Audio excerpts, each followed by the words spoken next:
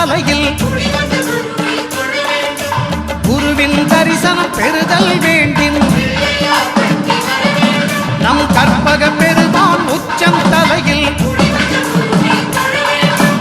ஆலமர் செல்வன் அவனது பார்வை தடைகளை நீக்கி வளம் பெருக்கும் நம் கணபதி சிரத்தை காண்கிற மங்கையர் மாங்கல்ய பலமே திடமாகும்